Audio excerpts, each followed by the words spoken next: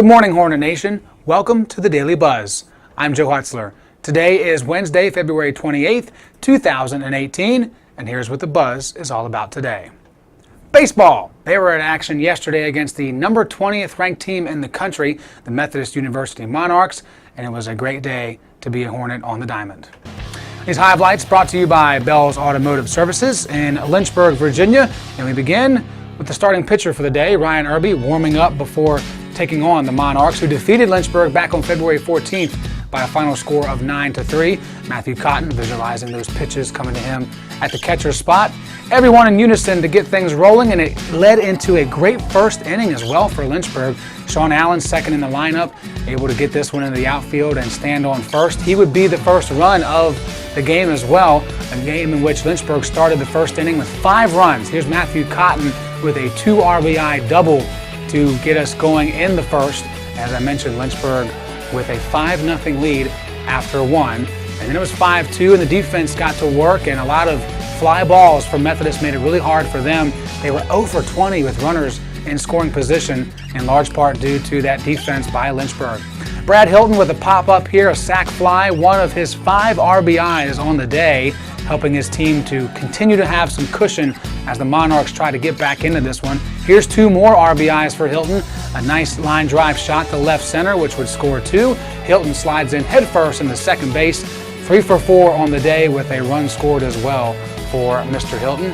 And for good measure, later in the game as the Monarchs trying to come back, and it wasn't a perfect day for Lynchburg, 7 errors, but enough offense to give them the lead and hold on. 12-8 the final score. They'll be up next at Guilford on Saturday at 1 p.m. in their first ODAC contest of the year. Speaking of teams in action, today women's tennis is home hosting Hollins at 3 p.m. We'll try to work our way down there to bring you highlights here on the Daily Buzz tomorrow morning. And of course, it is Wednesday, which means it's time for Walsh Wednesday. This week, Lynn is researching a subject that is very relatable in the news right now, a word that we're all becoming synonymous with, Bitcoin.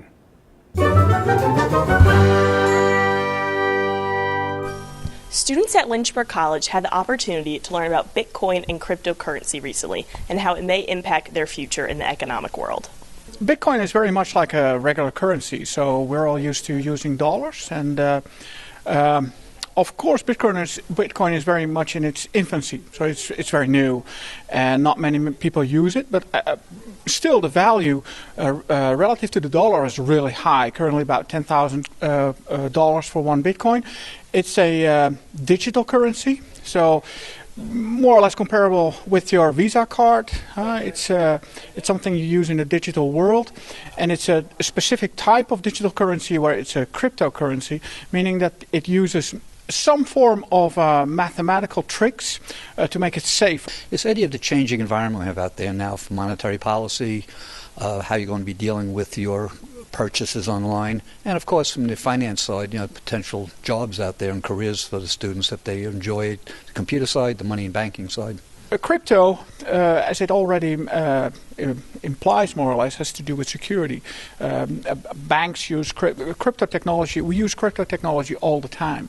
If we do any online transaction or any digital transaction, if we pay with our credit card, even at a store like Target, we use crypto technology. We use the technology underneath, just not the Bitcoin. We use the crypto technology implemented for Visa or our bank. Personally, I don't really think it will move forward, but again, I'm not technologically savvy. I come from the old, I want some guarantees, and yes, you might say we're guaranteed by the government for the dollar, and what's the government going to do? But at least you have some guarantees. And as long as, if merchants accept it, fine, will work, but I think we have about 1,400 cryptocurrencies now.